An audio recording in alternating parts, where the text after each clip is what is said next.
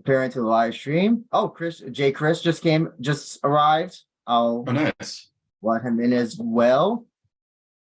And we are live. Hello, everybody. This is Andrew Benjamin with the We Are Rising podcast. I am joined by the last minute, Jay Christian Gary from Focus Fights. How you doing, sir? Hey, y'all. Sorry for my lateness. And also, we got CJ Charles Jewett in the house talking about all things Pancrase 331 coming up this weekend, I think. Right, CJ? Yeah, Pancrase 331 and 332. By the way, we gotta say, Mr. Sogukaku, excuse me, and part of Let's Talk JMA with Shugarata, my favorite JMA podcast. As this Thank one. you. Appreciate it. Because it's the only way I can get Ring Nakai news from you guys. It's the only way to watch me accidentally say things that aren't public knowledge. And must be disappointing when you saw those UFC Road to UFC names and no Ring Nakai, but a Ray Suruya gets put on there. That wasn't all of the names. That was just that one guy leaking some of the names he had heard, right? Oh, that wasn't. I thought it was an official list. No, because the road to UFC they said had tournaments, but it also is going to have like one-off fights. And really? I okay. always assumed that the women's fights were going to be one-off fights because there weren't enough women to make a little tournament. I saw all those Chinese names. I'm like, okay, they clearly are going for the Chinese market with this one, which was like reported quite extensively. I think there's still hope because they did say that there are going to be non-tournament bouts on there as well. Okay. Well, guess there's still hope for Miss Nakai. It's pretty clear that Ren Nakai and Miki Matono are both trying to get on. And so I think one of them probably, Miki Matono seems like she should be able to get on. I don't think there's a lot of girls applying from the strawweight division in Asia at the time. And I guess, do you know anything about Ring Nakai? She's clearly applying because they both signed with Iridium. The Road FC had that announcement where it's like they had to apply, I think, by March 13th. And so, it'd be crazy if she didn't apply because she and Matono have the same management right now. Gotcha. So speaking of Ray Suruya, we got Pancrase 331 and 332 on the same day. CJ, hope you have your Strong Zero or Red Bull of you to stay up almost the entire day to be watching probably about a dozen MMA fights. Is that it? Well, actually, I'm actually kind of happy because normally they have enough fights on these that, like last year and the year before that, they're making these really long K1-esque 20 fight cards, and they seem to actually have split it now into two events, which makes me happy because it's kind of hard to take casual fans to 20 fight plus shows where they have 5 post-limbs. So it's kind of nice. I think the first card is 7 fights and the second card is 8 fights, which rounds out to a nice 15 fights for the day. Come to think of it, CJ, don't you kind of wish that they would have stopped doing that before the pandemic?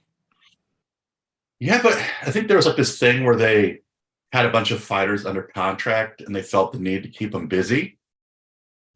And so they had to pump out all these people on these cards. But now that they can do more events, I think they feel like they can space it out more.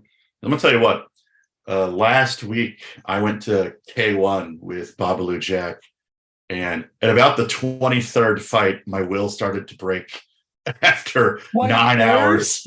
The 23rd fight.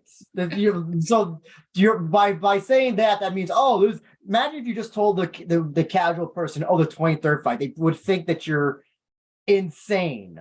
Why would you go to a card that has more than 23 fights? It was actually kind of funny because the guy sitting next to us was just sleeping for half the show, and then he was playing on his iPad. So and it was this constant filtering of people leaving and going. So no one stayed for the whole show. But yeah, I just can't I'm not a young man anymore. I can't take these 30 fight cards. So it's nice to see Pancrase split it up. It makes it more accessible to casual fans. And as always, Pancrase tends to have a lot of action on their cards, a lot of finishes, so it should be fun. Unfortunately, it'll be in that dirty, disgusting cage that should not be at all used. You hear that, Jay Wolf? I know you're going to hear this one day. Now Dirty, that's disgusting fun. cage. He's probably At least- hearing us right now and shaking his fist. At least it'll be in the beautiful new Pier Hall, which has quickly become one of my favorite venues in Tokyo. Actually, I want to also ask as well. So the new Pier Hall, and the next one, well, I guess 333 will be at Tachigawa Garden, and now there's a new arena that's going to be opening soon, or I think it's open now. Ariake, the new Ariake arena. Oh yeah, That's where Deep is doing their show, I think, right? Which show? Isn't Deep doing the next show that they're having at the Ariake arena? Or is that No. Deep's next show is at New Pier Hall this weekend. Not New Pier Hall. It's at I think it's at Shinjuku Face or Korakuen this weekend. Okay. I mean, but Andrew, you are right though. The new Ariake arena is about to open up for MMA, but not for Deep. It's gonna open up for Rizin probably at the end of next month. That's what I was like, well, okay, like why would I hear about Ariake? And of course, it's Rizin, of course. Yeah, I think it's actually like a pretty big venue. It's not like the old Differ Ariake.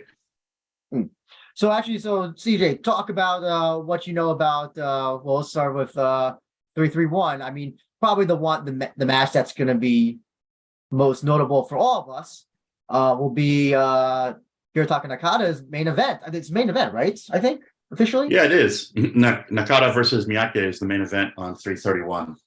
Mm-hmm. One of the rare fights where he's the older person. It's funny that at one point he was the up and coming rookie, right? Like he was in the Neo Blood tournament, and now he's facing somebody who's younger than him. And it's funny that like it's already a few years later, and we're getting to that stage of Pancrase where now we're having previous Neo Blood fighters who are borderline veterans taking on newer guys that are even younger than them. Yeah, I mean, that's what they have. A lot of kind of like Shuto. Pancrase is really good at developing their amateurs. I mean, they have the Neo Blood tournament, and they develop a lot of young fighters that way. And yeah, and plus, I mean, I think clearly I feel like this is a fight for Nakata to kind of help him, because while he is fighting a younger guy, like the experience difference is pretty big. And like the big news with this fight is, I mean, the champion Isao signed with Bellator in the featherweight division, and so now you have an interim champion, and it looks like I think Nakata's already ranked number 1, and so Yes. If he wins this fight, I mean, he's pretty much guaranteed to be next in line for Tokitaka, who's the interim champion. And so this, to me, seems like kind of like a grooming match to like get him this win and then get him the interim title shot next. Because did I just hear the G word? Did I just hear the G word? yeah, you know.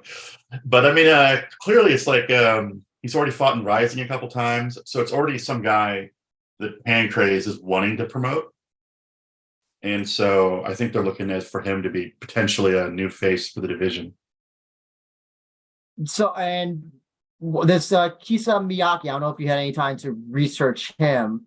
I know he's basically, Pancrase. A lot of these Pancrase guys, have fought entirely in Pancrase, and especially when they're at the beginning of their career. So, I mean, what do you think the styles clash between these two will be? Nakata, I'll definitely say he's more of a striker. Miyake, he's kind of like all rounder, which is I don't want to. It's kind of like a negative term now. When people say all rounder, that's people think that's like code for boring, but it's really not.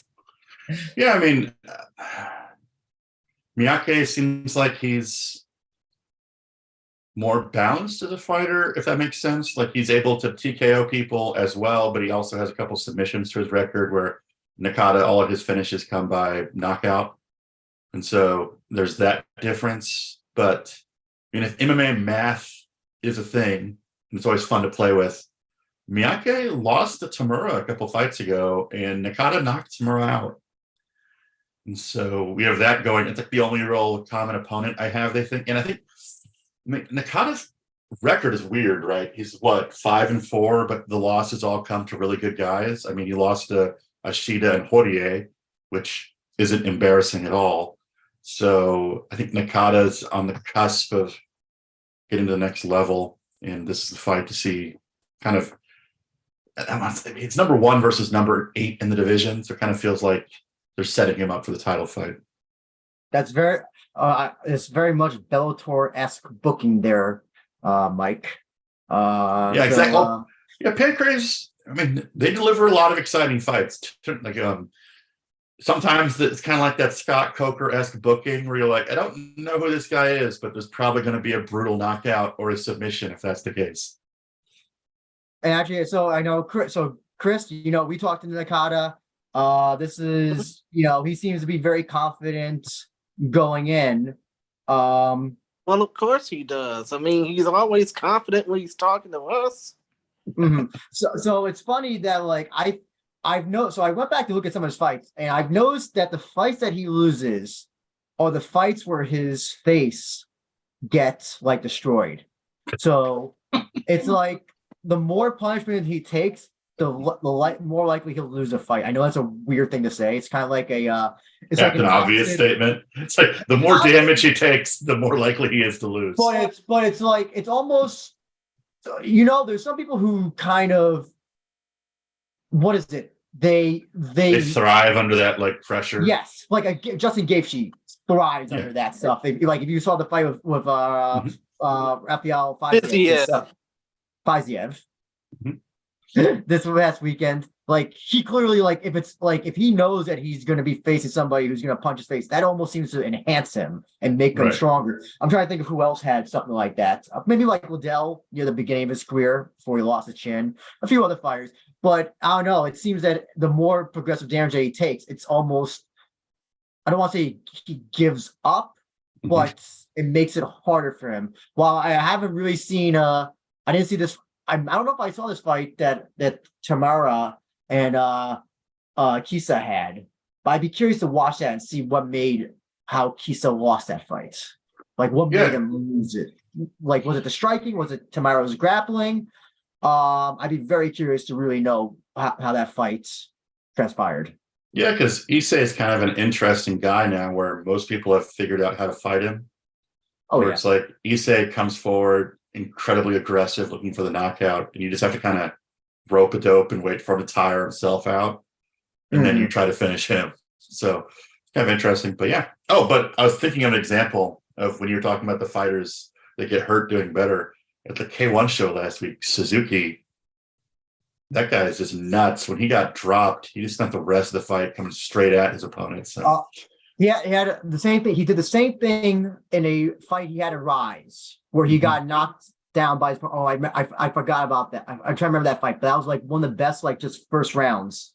Yeah, he was like a wounded animal. He just like kept coming forward, going for it. So yeah, because it's like that sense of urgency. We're like, okay, I'm down one. Well, kickboxing down one.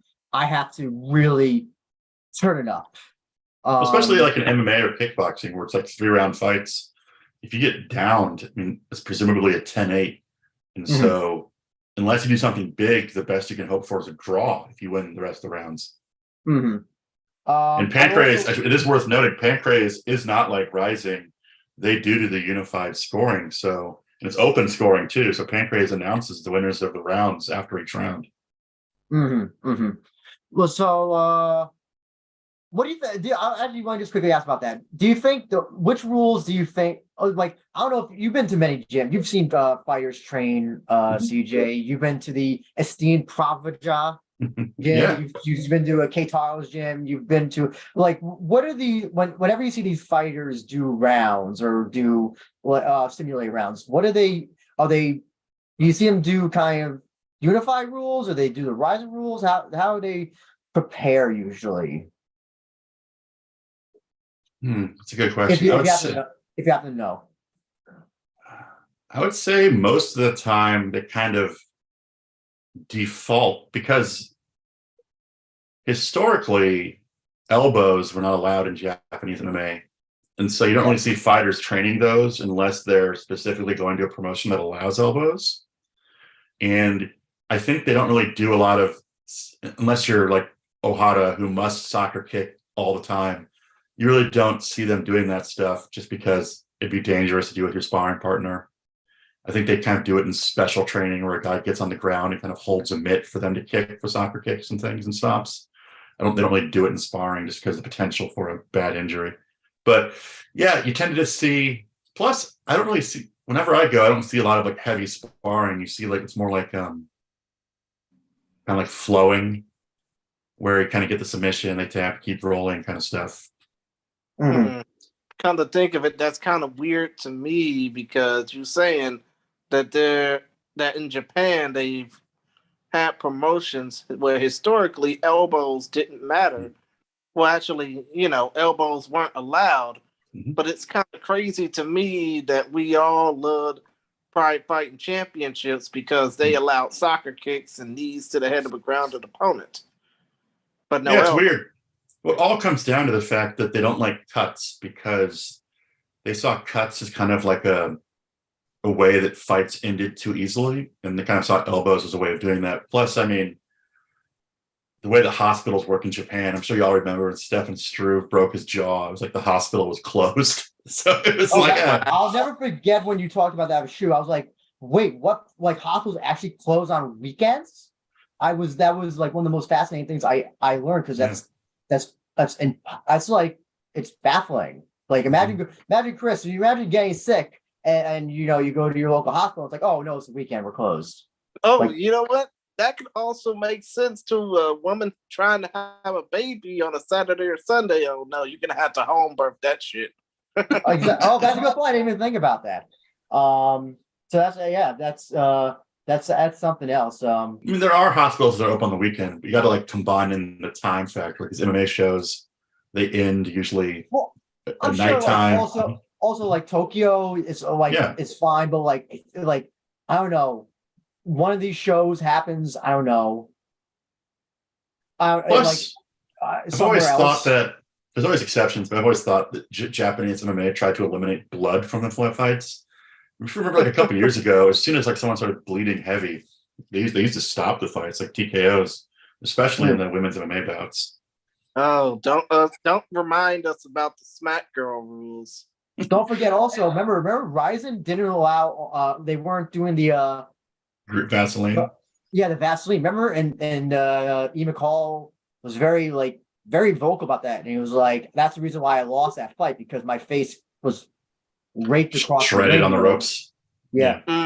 That fight that Ian McCall had with Manel Cape, but more specifically, the fight with Biggie Boy, Jairzinho, Rosenstrike versus Sergey Kovalev.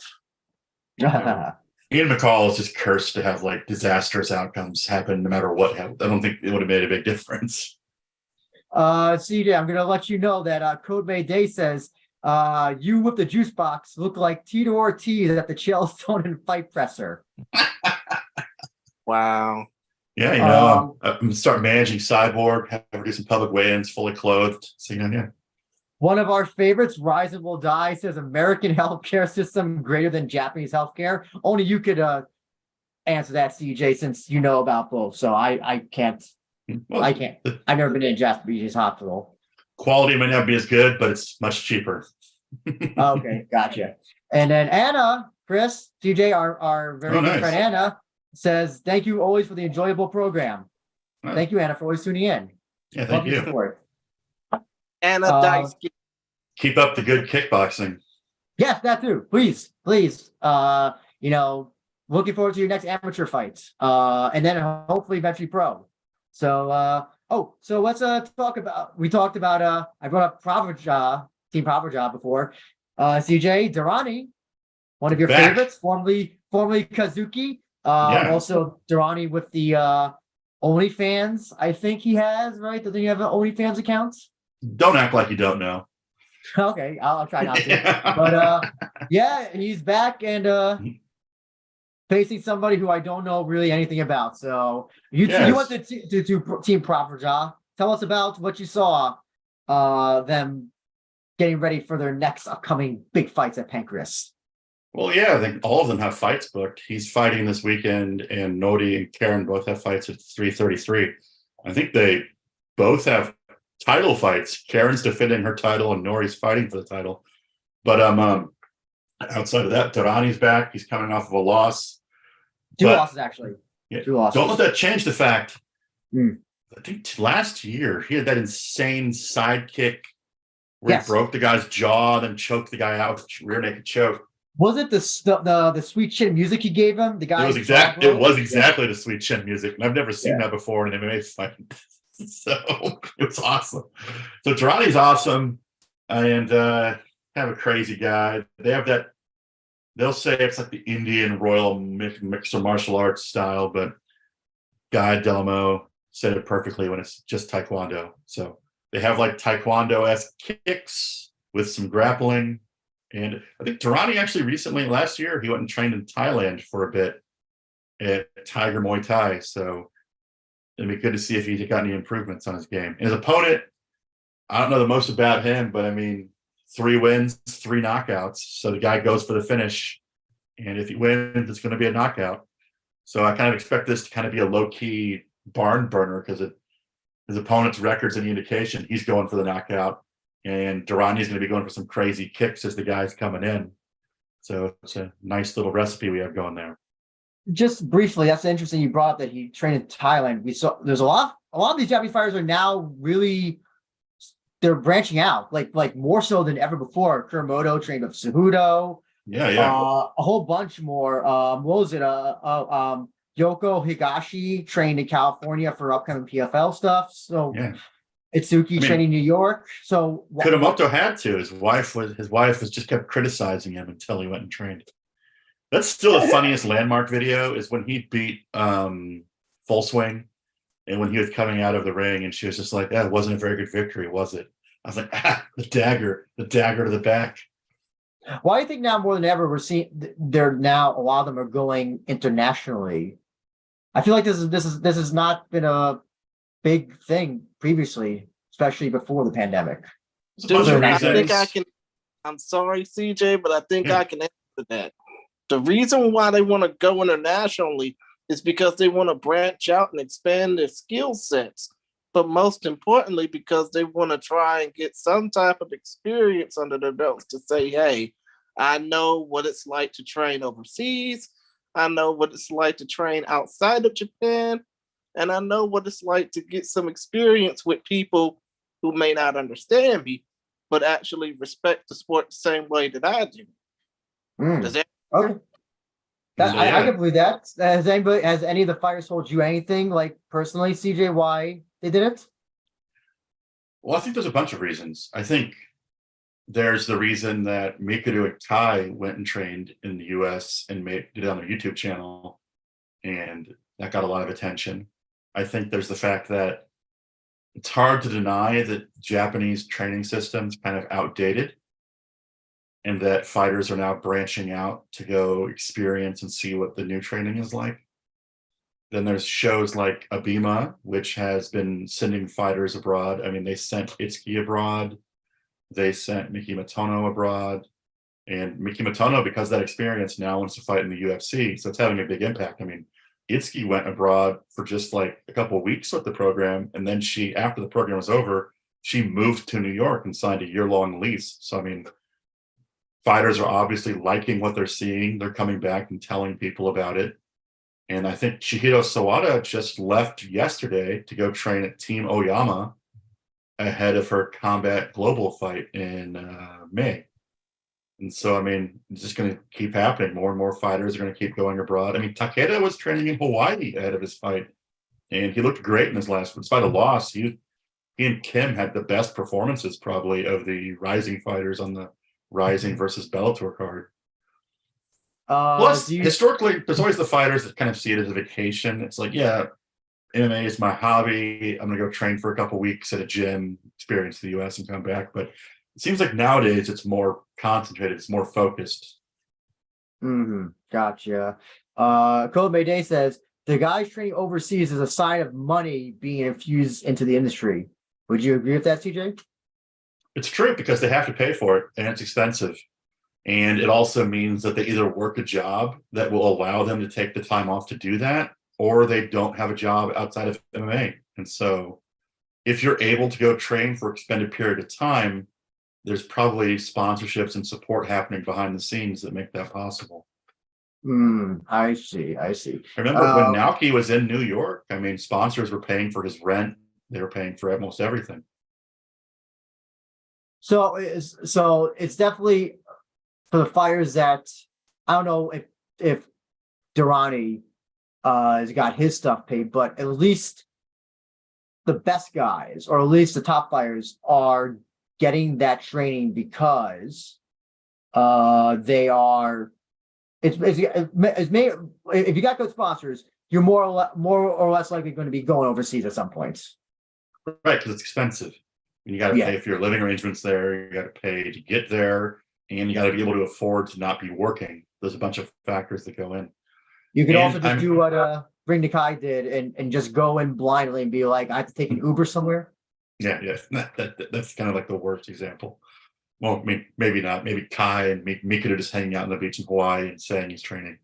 But yeah, no, there's more and more of it. And I think the fighters that are looking for the edge, they're looking to get a win. I mean, maybe on some scale, they see fighters like Naoki Inoue who trained abroad, and they're like, oh, wow, this guy's getting better at a quicker rate than we are. Maybe we should go see what he's doing. Well, I would always point to the example of Kyoji Horiguchi. Well, that's like gotta be the best example I can think of a successful overseas Japanese fighter trained full-time overseas. Ushiku went and trained with him. So I mean, because of Horiguchi, American top teams like a famous gym now. Everyone wants to go to train there now. Well, let's see if that works for the Rizin show. And before we go into 332, just briefly, CJ, Falling Star, who's always here and always asking great questions. He wants to know Sakaki Bar's biggest move prediction in 2023. Like, what do you think he's gonna do? Like in terms of Verizon? I think his big move. You can't say not getting into a scandal. That doesn't count. Biggest moves of the year are probably going to be if they can do the Hawaii show or whoever they have Pacquiao fight. That's clearly the things they're building up for, I think. Come to think of it, I don't even think they're going to do Pacquiao right off the bat because I've actually read that Matchroom Boxing, Eddie Hearn, they want Pacquiao to face off against Conor Benn for some awful reason. Yeah, I mean, it seems like, I don't know if Pacquiao just wants to make money, but it seems like he kind of is desperate to have a lot of exhibition fights. So we'll see what that does. But I mean, they're going to have is the rumor they're having him fight some pro wrestler? That's probably, I mean, from what we've seen, Andrew and myself, it's basically on an on and off basis, but Kota Ibushi is not happy that it's probably going to be off because he's basically saying that Rizin has no levels, so to speak, because they wanted to have the fight with him and Pacquiao. Then they basically said it was off, and then he was shown training on video. Didn't Pacquiao say he was too big? I mean, kind of like he might be. I've also heard rumors that Sakakibara is like trying to lure Masato out to fight Pacquiao. So I mean, who knows? Who knows? Here's the one thing I think we can all agree on. We'll believe it when it's announced. Or let's go farther. When it's in the ring, Manny Pacquiao is in the Rizin ring, and there's an opponent across the ring. It's one of those things where like, oh, I won't believe Floyd Mayweather versus Pacquiao until I actually see it or something like that. It has to be that level because it's. I'm the same way with the Hawaii show. I'll believe it when it happens. I'll believe it when they're walking out the ring. I can say this: the Hawaii show, it's on their schedule. I did get a press release, and they did have it for July. So you know what? We'll see. You saying that there's a press release? We better get press credentials. I have no interest in going to Hawaii. It's too hot. You know what? No, actually, I'm saying we better get it through. I mean, there's got to be a way. We got to get it through Zoom. And it's like y'all are basically agreeing. And I can basically say this as well. I won't believe it until there are two fighters in the cage or ring in Hawaii ready to duke it out when the first bell rings. And it's televised. Yeah. Can't wait for the people's governor, BJ Penn, to show up 30 minutes late, stumble into the car, say a couple words.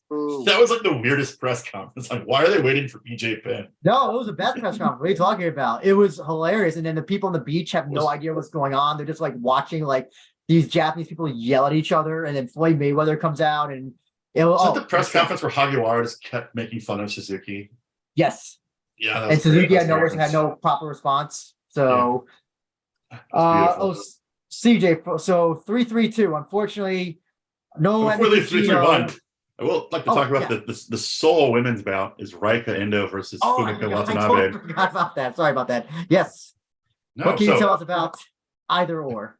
I feel like Hokkaido is like Hokkaido scene, MMA scenes coming together. I feel like I keep seeing fighters from Hokkaido now, so it's kind of interesting. But yeah, Watanabe is making her pro debut against Raika, who's like a 48-year-old former world boxing champion who's 48 years old now. So it's kind of like this crazy set of extremes. But Watanabe, I was looking at her stuff last night. She looks like grappling based. She won a 2022. She won a Shooto bantamweight tournament, aka 2 fights in a Shooto tournament. So it'll be interesting to see what happens, because if she's got any grappling ability at all, she should be able to get Raika to the ground and grapple with her. So it's kind of, or is she going to eat a big shot? I mean, they say the last thing that goes is power, right? You gotta believe though that like Pancrase is probably like they're praying for Watanabe to win. Like they cannot be like at all hoping that Raika somehow wins. What's kind of a theme for both these cards is they have a lot of like young talent facing old talent. And I think they're kind of hoping to pass the torch to a new generation with these two cards. How funny it would be though if all the old veterans just like destroyed the younger fighters and just like I think it'd be funny. I think it'd be funny if Watanabe won and then Salt won, and then you have like all the women champions from Hokkaido. Oh, that's interesting. Okay. Actually, so before we go on the 3-3-2, very sorry, CJ, that Salt versus Karen 2, the highly anticipated rematch will be. You have to wait a month for that, but you got just to briefly talk about that. That one you got to be really looking forward to. Finally, the title. 333 is like an overly stacked card. It's got Karen versus Salt. It's got Nori versus Takayohashi.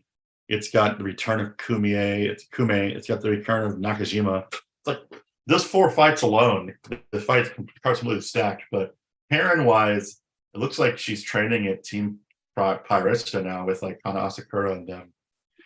And hopefully she like sucked some of the life force out of Valentina Shevchenko and stole her abilities and come back with the win. Because Salt's a lot taller than her. She has a striking-based style, which kind of conflicts with Karen, who also has a striking-based style, but it's more kicking-based. But it didn't really work. And she tried to grapple in the last fight with Salt, but it looked like Salt was able to counter a lot of the takedown attempts and get on top herself. So I'm interested to see how much Karen has grown. She's still incredibly young, and she's training at a legitimate gym now.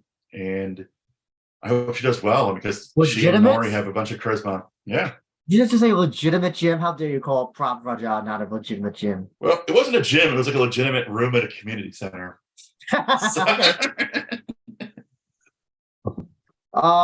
Also, by the way, as well, they just announced Naoki Hirata will be fighting in Pancrase as well. So fresh off his unfortunate loss in CFFC.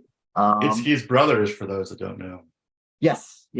And but also fighting this weekend as well, Itsuki Hirata versus Ham. If that fight gets canceled, I'm going to throw my phone through my TV. Listen, I did not know that Cage Fury had so many Japanese eyes on them. I mean, obviously, you got Makoto Shinryu Takahashi. He's their flyweight champion fighting in Rizin. And then you got Itsuki Hirano's brother fighting out of there as well. I think most of that's Shu's doing, because Shu helped bring her over to the U.S. Also, Abima was like, wasn't that show on Abima as well? So that's why, like, they worked at, wasn't the Abima thing also involved with that as well? I think Abima was involved because they're involved with Itsuki, and he went and trained with her in New York. Mm. Okay, Wow. yes. Yeah, that's what I've heard, that she was training in New York, CJ. I don't know if the rumors are true though. So Well, have you seen her in New York? I don't know. I've Oh, only heard rumors. It's like Bigfoot, that people say they've seen her, but I'm not 100% sure. it's like her and the princess and Komuro K hiding in New York. Yes. So we've been told. Yeah. For 332, unfortunately though, no more Emi Fujino and Yeah, that was a punch to the Edna gut. The main Pancrase. event got shifted to 333. I Yeah. think last year they had an event with a bunch of women's fights on it, and they like called it a women's festival. So I think they saw that they could just move this one fight and have a bunch of women's fights on another card. So Well, I understand why they did it, but it's kind of weird to move the main event. let's pretend that it's on 332, even though it is not anymore. So what do you think about that fight? Do you think it's Fujino's return to form, or Oliveira's Tarkanis, whichever name you want to call her, gonna get the easy win over the veteran Fujino? Well, Fujino is not an easy fight for anyone, but the problem is she's getting kind of older, and she's accumulated a lot of injuries. I think she had a bad car accident a long time ago. But I mean, I think Pancrase also did a good job with the matchmaking to find someone who's kind of on her level at this point in her career. I mean, it looks like Oliveira's coming off of 4 straight losses. And so I like that they did this because Fujino's 42 years old. I think she's got like a bum knee. And so it's nice to see them get someone who's kind of the same point in their career as her. I kind of expect, this is also a rematch for those who don't know, but I kind of expect Fujino to win because it's a 3-round fight. If it was a 5-round fight, I think Fujino is starting to have stamina problems, but I expect her to get the win. It'll probably be like a decision win. Fujino was never really a big finisher. So it looks like now that finally the restrictions are like 98% gone in Japan. Do you expect Pancrase will be kind of that promotion, that it used to be pre-pandemic where, yeah, that was the promotion that brought over the foreigners to lose all the time, usually. So do you think Pancrase is going to go that route, or do you think they're going to be like, oh, 1 or 2 foreigners and then That's unfair. They were the ones that made Amber Brown a big star. She came over and it's a big knockout win. Also, in fairness, Riley Dutra was part of their flyweight division as well, and he was pretty much, I think he beat mostly everybody in Pancrase. But I'm happy to see more foreigners because it looks like they're going to be going back to the old ways of things. But I don't know. Do you think they wanted to go that route? Do you think they want to just focus more on developing within Japan? No. Pancrase especially, I think they have to bring foreigners in. It'll allow them to build up their divisions, get the attention they need, set themselves apart. They're going to be bringing in more and more foreign fighters. They have to. But also because they're not a UFC Fight Pass anymore, I feel like that was also a big factor in why they were able to do it. They had the backing of UFC, so maybe they got a little bit more extra money or had more access to that. So do you think that's historically they've been able to bring over foreign fighters? And I mean, they may not be like UFC veterans, but they can bring over fighters from like Korea, Thailand. They can bring over fighters from like South America, Egypt, things like that. Yeah, Russia. There's always Russian fighters looking to fight. Yeah, but come to think of it, there hasn't been a foreign-born king or queen of Pancrase champion in Pancrase in 5 years now, and obviously we know damn well there hasn't been a American-born king or queen of Pancrase since Nate Marquardt 20 years ago. Well, the Takayohashi Nori fight is actually for the title because the champion was not able to come defend it, and she was, I think, somewhere South America. I want to say Brazil. Yeah, and Brazil. She wasn't able to come defend it, so they actually gave her a pass for COVID, but then she injured herself and wasn't able to come defend it at this show. And they were like, well, we're going to have to move on. It's been 3 years. So That's Yeah. nuts. yeah. Yep. Was WMMA scene, actually on one of his previous comment, he said something funny. He says, as fighters are leaving Japan to train, Shevchenko went to Japan for fight camp and lost. Maybe there's something to that. They're like, oh, Shevchenko lost training here. Maybe it's not the best advice. It's because Valentina was too focused on wanting to face off against Red Nakai, but got but basically overlooked Alexa Grasso. The UFC has to be so incredibly happy that Alexa Grasso won. Oh, yeah, absolutely. And then WMMA scene also says a lot of Koreans are going to the Philippines for fights. This might affect who JMMA brings in. Well, I don't know. That might be true, but Pancrase also looks like they're trying to build up relations with Bellator. I mean, Isao go there, and it sounds like they're trying to, because Bellator, I believe, Pancrase has like a fight alliance with Invicta and several other promotions. And so I think they're trying to do something similar with Bellator, maybe bring over some fighters from there. Because Fukui met with Juan Archuleta, didn't he? Yeah. I think they're kind of trying to create relations there. And Pancrase is a big name. And Pancrase has always kind of been the road to the UFC if you're a Japanese fighter. And so I think they suffered a lot during the pandemic because they kind of took the conservative approach and stopped having events.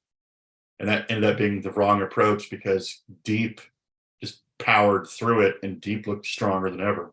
And then also, don't forget, a lot of their guys went to Rizin. Remember, Yutaka Saito went to Rizin, Poirier. I mean, 333. Just look at the fighters on 333 that are still in Pancrase. Kume is a monster. And Nakajima just had the misfortune of fighting Vugar, who looked like he was 3 weight classes bigger than him. Well, he's always going to different. He's fought at lightweight, I think, and featherweight and bantamweight. Yeah, he's one of those guys who's like, what weight class? I don't know what that means. Yeah, it's usually not an effective approach to MMA. Yeah, and again, like you said, Naoki Hirata on that show. Yeah.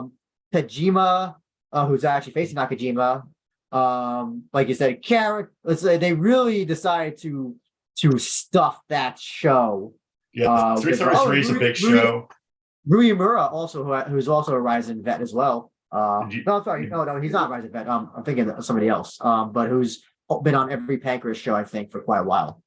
They also released their yearly schedule, which I like. They're the only one of the promotions at that level that does that. Not even Rizin releases their yearly schedule. And it's kind of nice to see that the final show again is going to be in Yokohama. So I'm hoping for another back in Yokohama again poster. We're back. We're back in Yokohama. Yeah. I also want to ask. So we did talk about Fight Pass, and now with Deep going on YouTube subscription, Pancrase was on it before. Do you think this is going to be something that other promotions are going to follow through, like Shuto, Grashan? Maybe Rizin will do something like that for international. I don't want to sound insulting to other promotions, but this seems like stupidly simple. Like, why wouldn't you go the YouTube route? I mean, if you're actually trying to make your product accessible, what is easier to use than YouTube?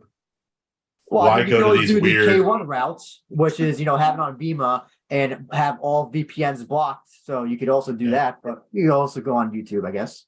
The only problem that arises is that if you have a bunch of promotions doing this, it's going to become like this. You have to pick which promotions you subscribe to, but because no one's going to spend like $300 a month to watch all of their fights. But no, I think it's a smart move because it makes it accessible in Japan and outside of Japan. It's YouTube, so it's incredibly simple. And it's not some weird, like, buy 500 Nico coins and then exchange, but you can only buy them with a Japanese credit card. Yeah, I think it's a great move. Plus, YouTube has the features, so they're going to have Japanese commentary, they're going to have English commentary. Yeah. Plus, they're going to have the fight libraries up. And why not use YouTube? You don't have to pay for the storage. You don't have to pay to store all of your data on there. You can upload the fights on there for free and just put it behind a paywall. So, Chris, go ahead. Sorry, I was getting my C's mixed up. I gotta agree with you on that, CJ, because there's a few German MMA promotions that do that. I think there's a promotion out in the Czech Republic that does YouTube subscriptions. But also the one thing you have to, probably realize about, YouTube when it comes down to having live MMA shows behind a pay-per-view paywall is that you still got to deal with copyrights, which unfortunately, I'm pretty sure. Fortunately for Deep, all they got to do is add their stupid intro music. All they have to do is add their stupid red quarter, blue quarter music for pay. You're gonna find me. You're gonna find me in a mental asylum one day, and just know that music is playing in my head as I shake uncontrollably on the ground. Oh, yeah, you brought up a good point, Chris. I totally forgot about that because YouTube's music copyrights draconian, really bad. YouTube has very, very, very strict copyright laws when it comes down to music. I just expect that they're just going to mute the entrances, probably. I mean, I think Pancrase is already doing that on their pay-per-view shows, weren't they? As long as they don't mute the Pancrase overture theme, if they have that, I'm happy. So, do you think we'll see eventually Grachan Shuto follow through with this? What is Shuto on a Bima right now? And then Grachan has their own in-house subscription service as well on their website. Shuto never does anything that makes sense, so I don't see them doing it. And if anything, Shuto's probably going to go back to Nico and do something crazy. But yeah, so Shuto's never been easy to see. Why would they change now? I think the other thing I wanted to, sorry, CJ, I just wanted to quickly bring up as well is that you brought up a good point about all these subscription services, and now that they're getting into the subscription service model, kind of at a time where I'm downgrading my subscriptions as well. I canceled Netflix last year. I'm canceling I'm Disney Plus soon. I'm canceling a bunch of things. I don't know if Chris, you're doing the same thing. I don't know. I know. Well, on the contrary, aside from a certain little, you know what I mean, right? Aside from that subscription service, all the stuff that I'm watching is pretty much for free. Gotcha. But then what does that mean? Are you just at home watching porn nonstop? What's that? Pornhub Premium? What's that mean? No, it's not the hub. Let's just be real. It's the fans, not the hub. Oh, okay. Still, though. Point of the matter is, I watch all my stuff for free, but I get what you mean, Andrew, by dumbing down your subscriptions because not a lot of people got a lot of money to burn to pay for. Well, it's not even money. It's the fact that okay, you subscribe to something, and now you're if you have obligated to watch it. Yeah, and if you don't, you basically wasted your $9.99, $8.99, $5.99, whatever. Kobe Dave brings up a good point. He says YouTube is like a last resort. There is nobody promoting the product besides themselves. Which I guess, I don't know, does Pancrase get a lot of promotion inside Japan itself? CJ, you could, I don't know, tell us more about that. I mean, that's true, but Abima is not really promoting anything outside of, if you're watching Abima, they promote it on Abima. So, and I think Pancrase actually was without a streaming service for a long time. I don't think they were back on one. I think they were on an Abima pay-per-view model where you had to buy the pay-per-view on Abima. But I think YouTube is just, internationally speaking, the most accessible. And I think a lot of young Japanese people are kind of switching to YouTube as well. Is this a case of Japan or these things getting late on the bandwagon? Or is this kind of the right time for them to be doing this? I don't know. It might just be that they're shopping around for...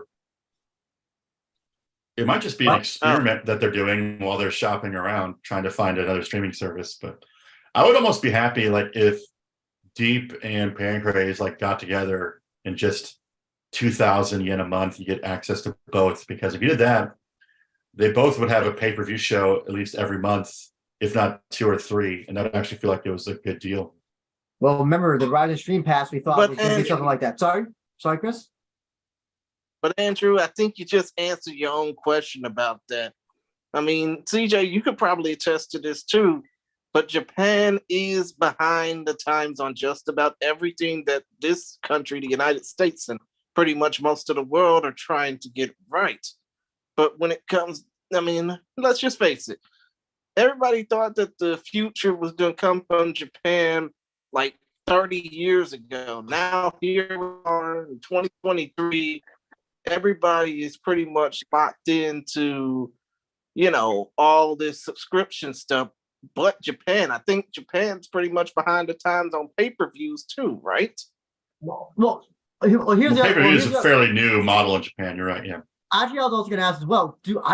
You said that this promotion in Czech Republic does the YouTube thing. I'm trying to think though if there's any American or Western stuff that does YouTube Well, subscription.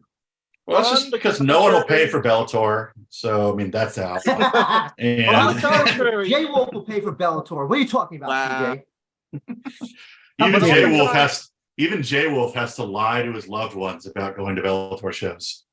But on the contrary, Andrew, I've seen Grabaka Hitman's fight schedule, and there are a few promotions, smaller promotions, I might add, that do, pay-per-view subscriptions through like Star Fund, and over here in my neck of the woods, I think there's an amateur promotion that does their stuff through this thing called Clear Life Media. But still, is the famous promotion in Japan Stardom? Are they the ones that have the biggest ones with their own subscription service? Oh, actually, you brought up a good point, CJ. Remember, Chris? Remember, Stardom had a YouTube subscription service first. Then they had their own thing. Then they made their own thing later outside of YouTube. I remember I subscribed to the YouTube one, and this was before I even knew you could subscribe to YouTube things. I remember that. Actually, thank you for bringing it up, CJ. So yeah, they started on YouTube at first with their own thing, and they had all these things like all the shows and like interviews that were subtitled, and then these like special exercise videos of like Kyrie. Oh, not Kyrie. What's her name? It was Miyu Iwatani. Okay. So yeah, I'm sorry, but finish your points, CJ. No, I just feel like Stardom has always kind of been like the poster child for like this is what you could do, because Stardom has a giant international fan base, and so I feel like Stuart Fulton was involved in Stardom. He's involved in Pancrase, so maybe he kind of helped guide them towards this becoming more accessible angle. Well, most of everything else is either they have their own subscription service or they're on Fight or also on Fight, which is now has their own subscription service as well. CJ, I don't know if you know that. Fight Plus. The last time JMMA was this accessible, I think, was back when everyone was using Ustream, which was like a bubble that popped. They're like, no, we're going back to the terrible we're going back to the, what was the thing that Pancrase was using before this? It was like a weird website I'd never even heard of. Was it Justin TV? No. Which eventually did become Ustream. No, I remember. It was like last year. They did like some weird like. Oh, that one, Tyget. Tyget, yeah, Tyget. And Deep was using like Spawn. So it's kind of happy to see them switching away from those models. Come to think of it, I think they were both using those two, Deep and Pancrase, and I think a bunch of smaller promotions were using like Twitcast and iPay-per-view. Oh, that's true. Yes. Well, I don't mind the pay-per-view model because it lets you pick and choose. And the show, listen, has nobody who I give a fuck about. I'll just skip it. Or like a show like 333, which has all these people. Like, I'll definitely buy a show like that. Plus, I mean, YouTube's easy. Like, say there's a couple shows you want to watch this month, subscribe. After the end of the month, just click the unsubscribe button.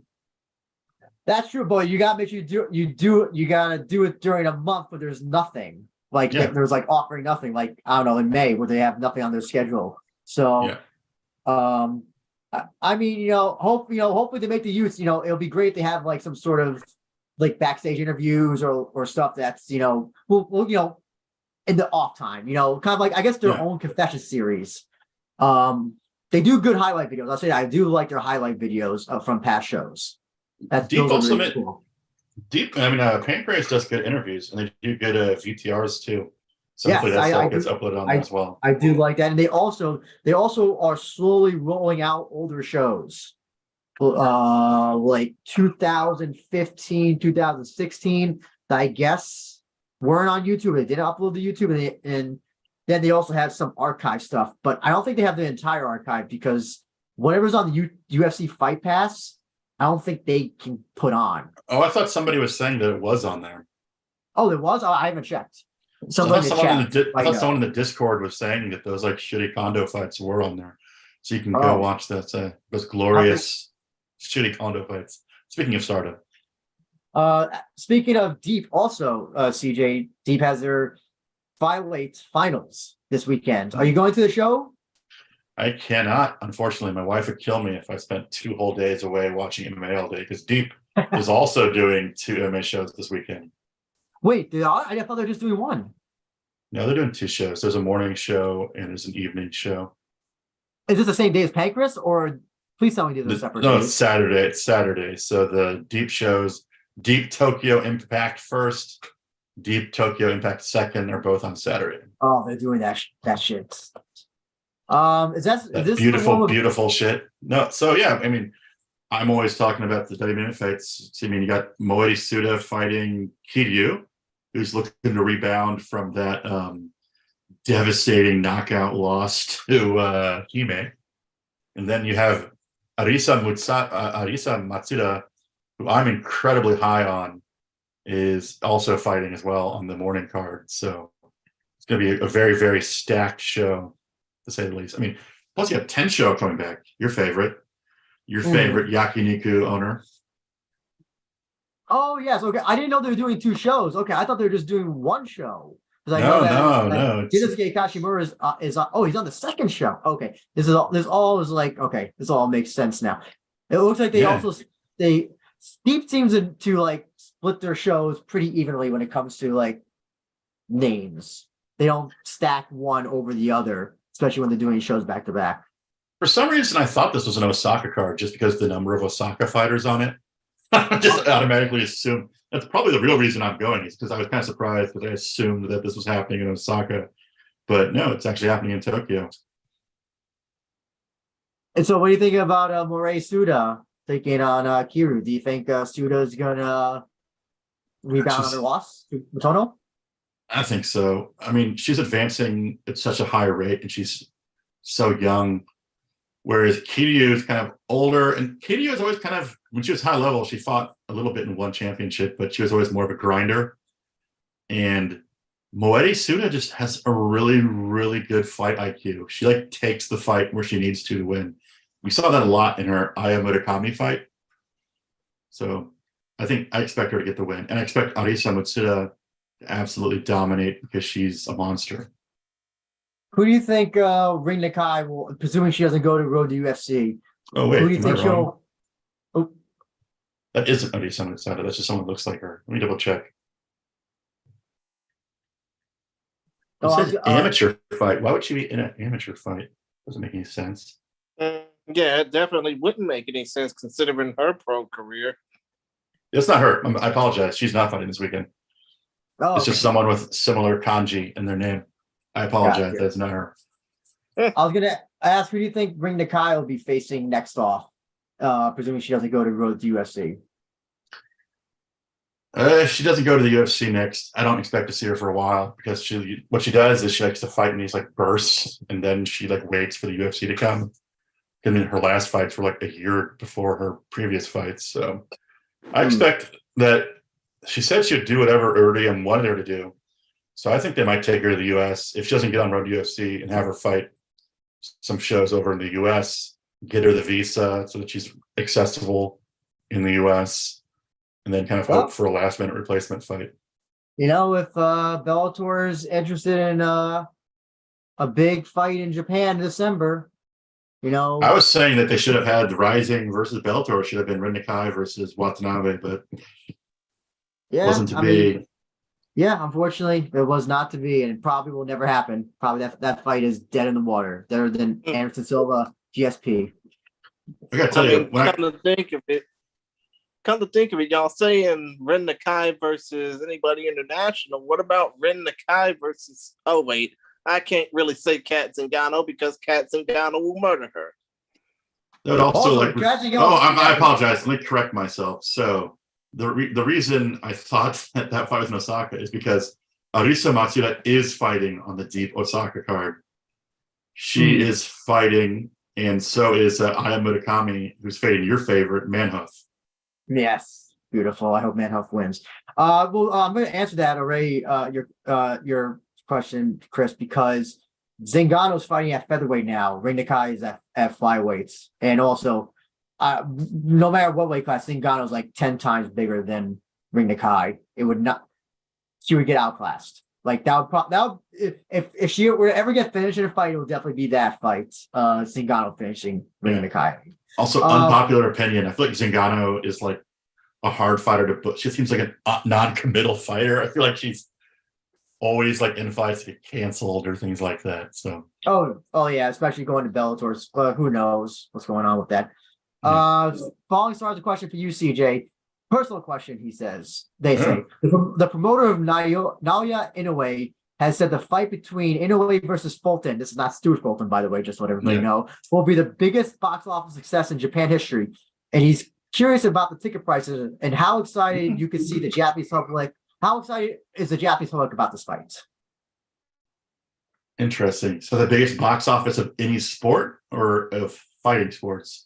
Let's do fighting sports, because I don't know if that's going to. I don't think it would even touch like an Otani baseball thing. Yeah, because the last what was it? The Japan Korea game had 60 million viewers. Well, listen, put it this way: the peak of JMA Combat is probably the match 2022 right now. Then no, like box office wise, but financially maybe. But you got to think. Some of those old Inoki wrestling matches probably just drew so much. Let's say real. How dare you? How dare you? Let's say non-worked. How about that? That's a better word to say. So no pride. Okay, we're gonna take pride out of the picture. Okay. Okay. Well, because also I think a lot of pride numbers. I think we can all agree that at least some of them had to be worked, I think. No, it's going to be huge because now you know he's a huge star. There's not a lot of hype for it right now, but that's not unusual because it was kind of the same for the match because Japan is so hyper focused on the World Baseball Classic right now. And Japan's actually playing Mexico right now as we're speaking. Yeah, they're hyper focused on it. And I don't think they're really paying attention to anything outside of that. But when this ends, I think they'll be all aboard train. He's incredibly popular over here, and he's a huge star.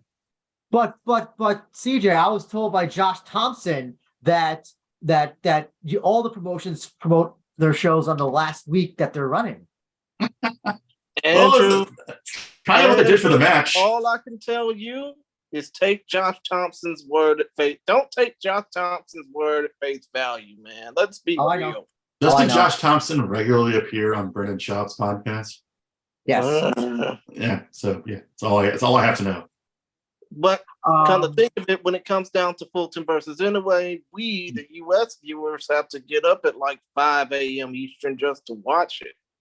I mean, on ESPN Plus. It'll be good for you to wake up so early. Well, at least we probably know how that show will be. Where you can find that show easily, unlike some other promotions that don't make it so easy to find out. Is that on ESPN Plus in the US? Yes, ESPN Plus for free, not pay-per-view. Oh, nice. Here's an interesting question from Falling Star, CJ. Does anyone in Japan have the potential, or let's say not potential, let's say there is anybody in Japan that would be like Japan's Ariel Helwani? Is there somebody like that? No. Is there anybody who could be like an Ariel Helwani type in Japan? No, I don't think so, because access is everything, and it's kind of like the old school UFC where promotion decides to deny you access, you also lose access to all the fighters. And so Japanese MMA media is a lot more just kind of playing ball with what the promotions want you to do. I also think you wouldn't say that Shirobi or Bruno Masami is that? No, because I've heard numerous stories of people being like banned from events. So I'm just because when I think Ariel Helwani, I always think of like dropping the Brock Lesnar news, and nothing like that will ever happen. I would say we're more closely to Ariel Helwani than anybody in Japan. Like, but also the other thing is that there's really no MMA personalities really in Japan. There's really no Ariel Helwani's or Luke Thomas's, kind of. Yeah, I mean it's looked at much more. It's looked at much more professionally. There's like legitimate journalists that go and interview people and speak to promoters after the fights. And it's always the same people. It's like people from Dog Magazine, people from E-Fight, things like that. But they aren't there to make a name of themselves. I mean, could something like that arise? Yeah, that could be very popular on YouTube. And I think there is a popular YouTube channel where guys talk about MMA, but they wouldn't be able to do interviews like Ariel does because promotions just wouldn't allow it. That kind of the fighters themselves don't really have to focus on that because they're kind of promoting themselves through like YouTube. And so when it comes to like interviews in Japan, I don't want to say it seems less common, but they kind of just do it themselves, kind of like their own Q&As almost. Well, especially like a young fighter. Let's use Moe Suda for an example. She just graduated from high school, and I think she was trying to like raise her visibility, become more popular. So she recently started a YouTube channel. She's been doing a ton of Instagram lives. I think Instagram Live and YouTube is like really the weapon that a lot of these young fighters are using to get their name out there. Mm-hmm. Our favorite, Rizin will die. This is his question. He says, "Hello, Mr. Jewett. Is the promotion known as UFC still asking you for advice on signing Japanese prospects for their Road to UFC series?" I may communicate with certain people. You can't. Okay. We don't want to get in trouble, so let's. I don't know if it had any impact. I don't know if it had any impact on anything, but I was asked, and I did rate. I was one of the names I brought up. Okay, I think one of the issues is that a lot of the top Japanese prospects are not available to go to the Road to UFC. So, like, I know that there's interest in fighters like Seika Izawa, but there's just no way that Rising or Deep's gonna let her go, kind of situation. Also, there's no weight class for her. I mean, I wouldn't recommend her going up to strawweight, especially who's at strawweight in UFC at this point. I mean, she's still young. She could put the muscle on. She originally fought at strawweight. I would say, but I think the people she was fighting in strawweight in Deep Jewels are, I mean, like, who are some strawweights in UFC right now? All you got to do is get her some supplements, get her some Mexican supplements, get her up. Pride was very good at blowing fighters up. Or become the girlfriend of Conor McGregor, and that way you could be exempt, apparently. Who knows? By the way, I think you said this, CJ. Kobe Day is saying Arisa Masuda, the baseball players, on the April 2nd card. I think you mentioned that, right? Yeah, I messed that up. She's not fighting this weekend. She's fighting on the Osaka card, and I'm a big fan of hers. So I'm excited to see that. And if you join the YouTube, you can watch it. Why is a lot? Actually, what is a deep? I think Pancrase is $14.99 a month. What is deeps? What do they charge? I think it's pretty much the same. I don't know what it is, but they look very similar. Why do a lot of baseball players go into MMA? Because also Rise has a kickboxer who was a baseball player. I forgot his name. She switched over. She was interested in it. She actually rejected. She was offered a new contract with her team, and she didn't sign it. So she's clearly passionate about MMA, and it's what she wants to do. And I mean, she's a killer. So I'm excited she made the switch over.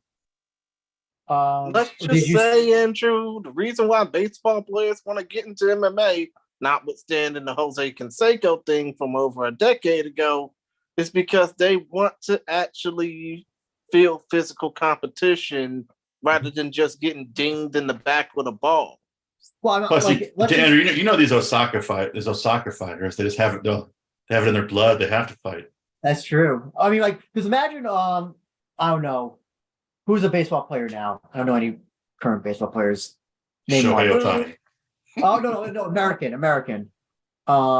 Ken Griffey Jr. Ken Griffey Jr. Okay, I don't even know. Or Don Mattingly. Let me age myself. Don Mattingly. Imagine if Don Mattingly said he was gonna become a UFC or MMA fighter. It'd be people would think it's very different, right? Because it's not like that. It's like women's professional baseball, so I don't imagine she was being paid incredibly well to play. I got you. So I don't think she's like sacrificing millions of dollars to switch over to MMA. I see. If anything, she's expanding more. But CJ, I think I can ask this, and I know you got to leave in a little bit, but when it comes down to these two shows that you're going to be a part of, if fans are actually going to be interested to check out the Pancrase YouTube channel, what can they hope to expect? Well, it's going to be cool, right? Because there's 2 events this month, and then as Andrew and I have been talking about, and you as well, 333 is next month, and that is absolutely a stacked card because I think 31 and 32 are kind of like the appetizers to the first numbered shows of the year, but 33 is really the big show. And I mean, I think they're kind of set where you could essentially pay like a little over $20 if you count both the months together and just watch 3 awesome shows. English commentary, gonna be a lot of action. Pancrase, they do a really good job where if you haven't even heard of the fighters on some of like the undercards, they usually deliver really good action. This is a lot of knockouts, a lot of submissions, and I usually think they're a lot of fun. So highly recommend. The other thing I'll also just say as well, why is the YouTube thing is also kind of good. So you know how that CJ, you can read Japanese better than I can. That Taigate website was sometimes like impossible to like, okay, like which is the one that I should like. You were trying to find the show that you're on, and I was like, I think I was having difficulty trying to find the one that was not Japanese. I think you accidentally. I bought the pay-per-view of the Japanese subtitles on accident. And so so you know that's at least the YouTube is that it's a lot easier to navigate for that way. Also, when it comes to New Japan World, their subscription. So here's the thing. So they charge it rolls over every month. So like you know how like say if you subscribe March 15th. The subscription will actually sub will charge you on April 1st. Oh, interesting. So that's the other thing. Like YouTube doesn't do that. It's through Google. It's very easy to cancel. So that's the thing. Like if you're not enjoying it or you've had your fill of Pancrase stuff, then it's very easy to cancel. Quickly, CJ, Ham Hirata. Who do you think is going to win if the fight happens? Ham, 100 times. 100 out of 100.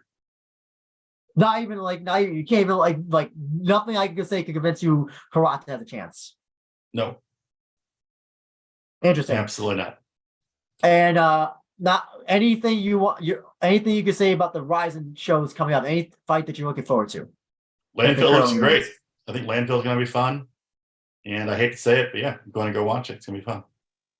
And that's where's that? Sorry, Chris, go ahead. I mean, I'm going to let you finish, Andrew. Where's that again? Yeah. It's in Yoyogi. It's at Yoyogi, right? Yeah, Yoyogi National Gymnasium, First Stadium. Which fight on that one are you looking forward to the most? I'm going to actually, give me 1 second, okay? Be right back. In the meantime, let's see. We got Deep. We got CJ, you're talking to Chihiro Sawada soon, right? Or did that already happen? I think he left the call. Oh, he did? Because if you're checking them, he has to go to work, but still. Okay. Yes. So, Chris, I'll let you take us out. Yeah, Pancrase 331, Pancrase 332. Y'all can check those out on the Pancrase YouTube channel. That'll be taking place on what dates, by the way? That'll be this weekend, March 26th. We have a ghostly CJ back. Okay.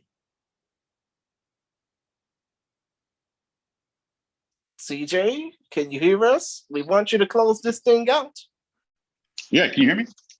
Yeah, we can hear you. Sorry about that. I wasn't paying attention to the chat where you said that you had to go.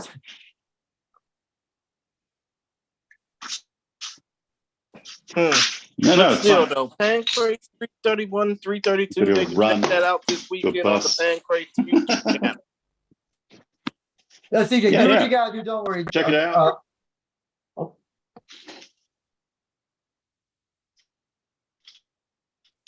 Testing, This will be me. CJ, Awesome. Xeris. Former high-level fighter.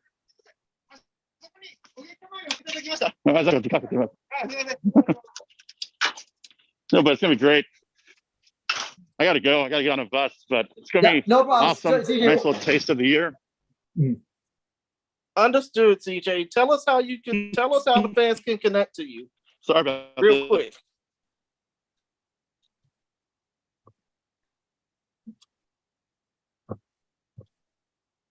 Andrew, can you hear me? Oh, yeah, I hear you. Oh Tell you my what, God. Chris, I'm gonna let you. CJ, it's all okay. You can head out now. We can take over from here. CJ, If you wanna check out CJ's stuff, and I think I can vouch for this, you can check out sogo-kaku.com. SOGO-KAKU.com. Or you can check him out on Twitter at CJ_Sogokaku. That's where he puts out most of his stuff at. But other than that, Andrew, since CJ can't hear us, I think we can was I muted? officially close out the show, can we? sorry, Yes, we you were had some muted. background. We had some background noise, CJ. So yeah, any quick thing you I'm want to say sorry. before you have to go? Yep. Look forward to commentating the show, and hope you all tune in. Okay, be safe at work, dude. Thanks. And Chris, you want to briefly take us out? Yeah, of course. You want to check us out on Twitter? I'm on Twitter at ChrisGary92. Andrew's on Twitter at ABenjamin. The show handle is at We Are Rizin Pod. That's WeAreRizinPod, all in one word. And you can check us out.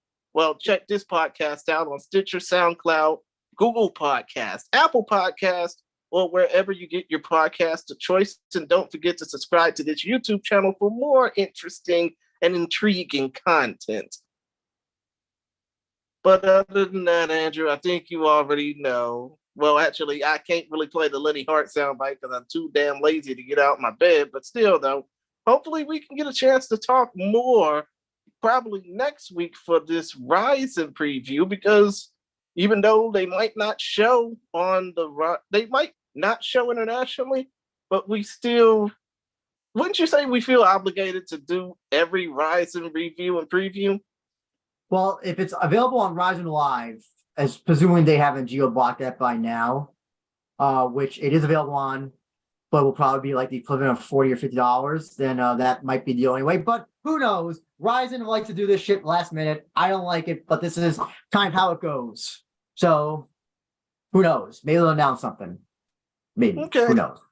I mean, if not, and if we basically screw up on not putting it over, we can always put over Rizin Landmark 5 and Rizin 42, which will definitely, hopefully, be shown internationally. Oh, definitely. Maybe. Definitely. I think those will definitely. Absolutely. But other than that, Andrew, you gotta go. I'm about to go ahead and watch some wrestling. And we hope that y'all will enjoy us the next time we do another episode of the We Are Rizin podcast. Stay safe. Take care. Talk